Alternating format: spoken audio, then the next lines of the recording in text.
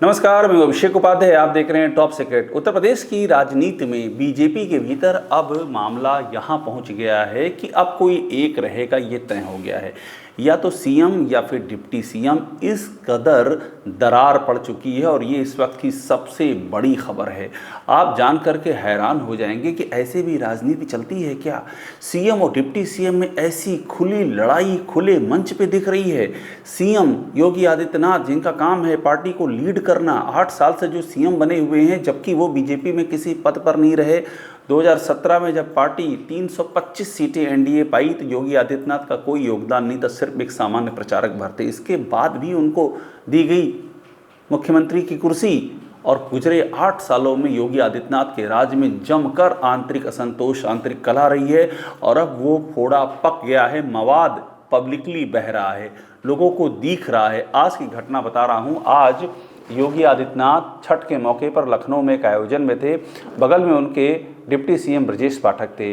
लोग दंग रह गए जब योगी आदित्यनाथ ने ट्वीट किया। मैं आपको दिखा रहा हूं उनका ट्वीट। उन्होंने छठ का ट्वीट किया और बगल में योगी आदित्यनाथ दिख रहे हैं, लेकिन उनके नाम का जिक्र तक नहीं किया। उनको टैग करने की बात तो दूर रही, नाम तक नहीं लिखा। ये अब मतलब सबको पता था कि अंदर खाने में नहीं बनती योगी आदित्यनाथ की, अपने डिप्टी सीएम से नहीं बनती है, संगठन से नहीं बनती, अपने विधायकों से नहीं बनती है, मंत्रियों से नहीं बनती है। और इस सरकार में भ्रष्टाचार और जातिवाद के आरोप सर एवरेस्ट की तरह से सिर उठा रहे, जैसे एवरेस्ट पर्वत हो वैसे छाए हुए हैं। और इसके बाद भी योगी आदित्यनाथ किसी को साथ लेकर के चलने में सक्षम भी नहीं है।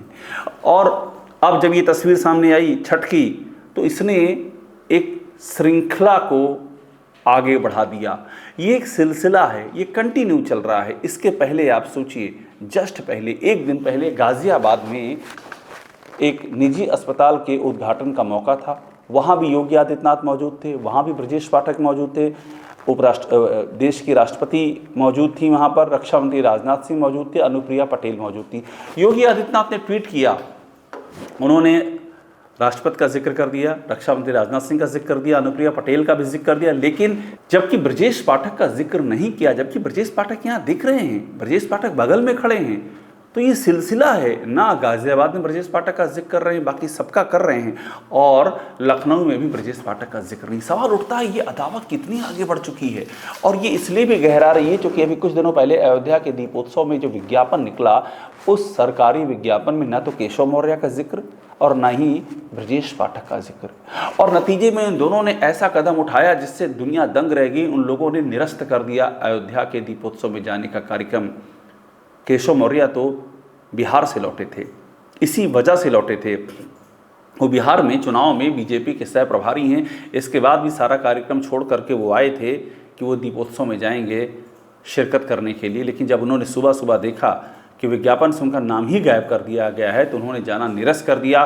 फिर ब्रजेश पाठक ने भी निरस्त कर दिया। और बड़ी बात ये रही कि राज्यपाल भी नहीं गई, न राज्यपाल न दोनों डिप्टी सीएम। तो ये कंटिन्यूएशन में जो अयोध्या में हुआ, उसी की एक झांकी गाजियाबाद में, उसी की एक झांकी लखनऊ में, ये लगातार चल रहा है। सवाल उठ रहा है कि ये हो क्या रहा है और अब होगा क्या।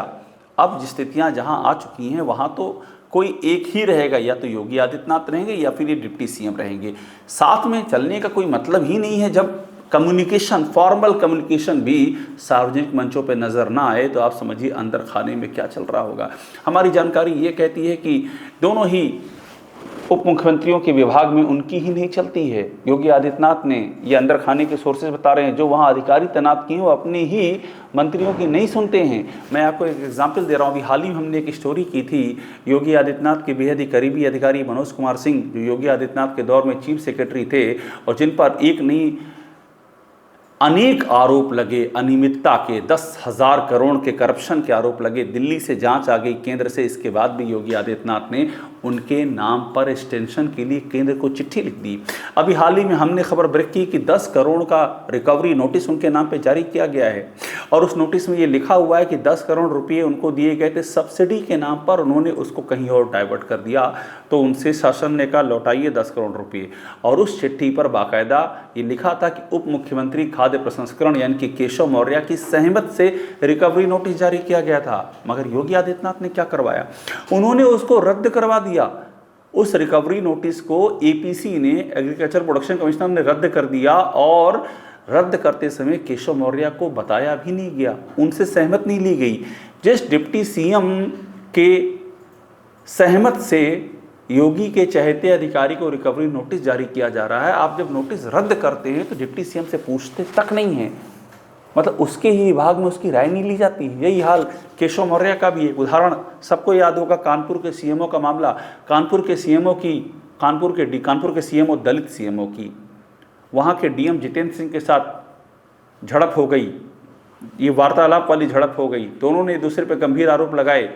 इसके पहले कि ब्रजेश पाठक कोई एक्शन लेते, योगी आदित्यनाथ पहले ही कूद पड़े और उन्होंने जितेंद्र सिंह के फेवर में फैसला किया और अनुसूचित जात के सीएमओ को सस्पेंड कर दिया। सीएमओ इसके बाद हाई कोर्ट गए और हाई कोर्ट से वो अपने पक्ष में ऑर्डर लेकर के आए, इसके बाद भी उनको ज्वाइन नहीं करने दिया गया।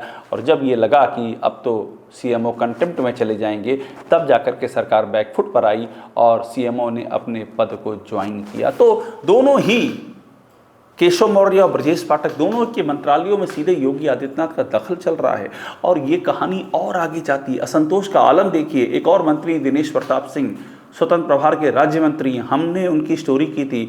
टॉर्चर के चलते ब्रेन हैमरेज, इस कदर टॉर्चर किया गया कि ब्रेन हैमरेज हो गया। उनकी भी उनके मंत्रालय में नहीं सुनी जाती। एक और कैबिनेट मंत्री हैं AK शर्मा, वो भी खुलकर के ये कह चुके हैं कि मेरे मंत्रालय में मेरी नहीं चलती है, मैं एक जेई का ट्रांसफर नहीं कर सकता हूं। और यहाँ तक वो अपने अधिकारियों को कह चुके हैं कि तुम लोग कहाँ से संचालित हो मुझे मालूम है। ये योगी आदित्यनाथ के काम करने का तरीका है कि एक और भ्रष्टाचार, जातिवाद आकंठ है, यानी कि कोई सीमा नहीं है। योगी आदित्यनाथ के अपने महकमों में, PWD में, खनन में लगातार भ्रष्टाचार की खबरें आ रही हैं। CAG, केंद्र की सबसे बड़ी संस्था CAG बाकायदा अपनी रिपोर्ट में इस भ्रष्टाचार पर मुहर लगा चुकी है।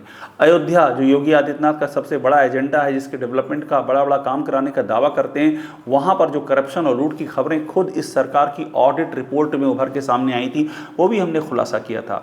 तो आप सरकार भी अच्छी नहीं चला पा रहे हैं, साफ सुथरी सरकार नहीं है, सही प्रशासन नहीं है, करप्शन के प्रचंड आरोप हैं, जातिवाद के आरोप हर तरफ चस्पा हैं, छत्री राजनीति, करणी सेना और साथ में छत्री महापंचायत, ये तमाम सारी चीज़ें इस दौर में, योगी आदित्यनाथ के दौर में इनको खुली छूट मिलती आई है। ये आरोप उनके ऊपर लगते आए हैं।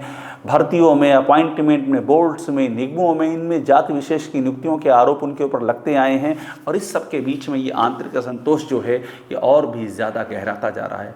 आलम यह है कि जब लोकसभा में बीजेपी बुरी तरह हारी, सिर्फ 33 सीटें बीजेपी को मिली, सिर्फ 33 सीटें, और समाजवादी पार्टी को 36 सीटें, कांग्रेस को 43 सीटें मिल गईं और 33 सीटें मिली, उसमें से कुछ सीटें बड़ी मुश्किल से बीजेपी ने जीती। तो उसके बाद पार्टी में समीक्षा हुई और रिपोर्ट में पाया गया कि सरकार का रवैया जिम्मेदार रहा है इस बुरी तरह के हारने के लिए, क्योंकि कार्यकर्ताओं की सुनवाई नहीं, उनकी कोई सुनता ही नहीं। कार्यकर्ता लाठी खा रहे हैं। गाजीपुर से लेकर के बाराबंकी में ABVP के अपने कार्यकर्ताओं को लाठी मारी गई। किसी भी पुलिस वाले के खिलाफ ना FIR हुआ, ना अरेस्ट हुई उनकी, जो कि ABVP मांग कर रहे थे। अपने ही कार्यकर्ताओं की सुनवाई नहीं हो रही है, किसी पर कोई एक्शन नहीं हो रहा है, करप्शन चरम सीमा पर है। और अब जो स्थिति आ गई है उसमें बहुत ही क्लियर है कि अब आर या पार की नौबत है। योगी आदित्यनाथ अभी दिल्ली आए थे और सोर्सेज ये बताते हैं कि ये भी एक मसला था कि आपके राज्य में हो क्या रहा है। अपने डिप्टी CM की भी आप नहीं परवाह करते हैं, उनको एक्मोडेट नहीं करते हैं आप। और योगी आदित्यनाथ इस कदर पैनिक में बताया गया कि एक ही दिन में PM से और 2 दिन के अंदर PM, HM और JP नड्डा सबसे मिलकर के उन्होंने कोशिश की कि अपनी इस डूबती हुई नौका को, सत्ता की, थोड़ा सा संभालने की कोशिश की जाए। लेकिन अब तो देर हो चुकी है, क्योंकि अब वक्त नहीं बचा है। 2027 सामने है। बीजेपी का काडर बुरी तरह से हताश है, निराश है और अपने ही सहयोगी इस सरकार के साथ खड़े होने को तैयार नहीं है योगी आदित्यनाथ की कार्यशैली के चलते। तो ऐसे में ये क्लियर है कि अब आर या पार की स्थिति है। बीजेपी के अंदर विद्रोह का बीज एकदम अंदर तक चला गया है।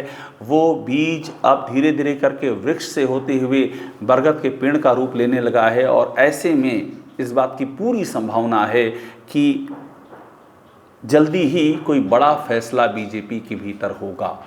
ये तय है। मैं फिर से उसी बात पे आ रहा हूँ कि अब एक ही पक्ष रहेगा, या तो डिप्टी CM रहेंगे या फिर CM रहेंगे, क्योंकि बीजेपी का पूरा एजेंडा धराशायी हो जा रहा है। सोशल इंजीनियरिंग धराशायी हो गई है। प्रधानमंत्री की जो योजनाएं जिनको यूपी में इम्प्लीमेंट करना तो उस पर कोई प्रोग्रेस नहीं, क्योंकि सारा योगी का सारा फोकस तो लग गया है अब पार्टी के अंदर अपनी ही जिनसे बनती नहीं है उनको ही, उनसे लड़ने में, उनको निपटाने में। निपटाने शब्द का इस्तेमाल मैं इसलिए भी कर रहा हूँ कि एक और मंत्री हैं आशीष पटेल, सहयोगी दल के, अपना दल के, वो ये खुल के कह चुके हैं कि ये सरकार टारगेट किलिंग करती है। वो कह चुके हैं एसटीएफ मेरे सीने पे गोली मार दे, अपनी सरकार पर खुल करके अविश्वास जता चुके हैं। खुद संजय निषाद, एक और कैबिनेट मंत्री सहयोगी, कह चुके हैं कि यहाँ अधिकारियों की मनमानी चलती है, हमारा सुना नहीं जाता है। ओम प्रकाश राजभर, एक और सहयोगी मंत्री, वो भी इस तरह का अपना दुख जाहिर कर चुके हैं। आरएलडी भी तमाम मुद्दों पर मतभेद करके, और आरएलडी खासतौर पर हिंदू मुसलमान वाले मुद्दे पर बहुत ज़्यादा असहज है। कुल मिलाकर के मामला अब आ गया है ब्रेकिंग पॉइंट पर, आर या पार 20 की अब कोई गुंजाइश नहीं है। और हमारे सोर्सेज ये बताते हैं कि इस बारे में जल्दी ही फैसला हो जाएगा, संभवतः बिहार चुनाव के तुरंत बाद हो जाएगा, क्योंकि 27 में अब ज़्यादा देर नहीं है और बीजेपी यूपी गंवाने का रिस्क लेने को तैयार नहीं है। टॉप सीक्रेट देखते रहिए, लाइक कीजिए, इसे सब्सक्राइब ज़रूर कीजिएगा।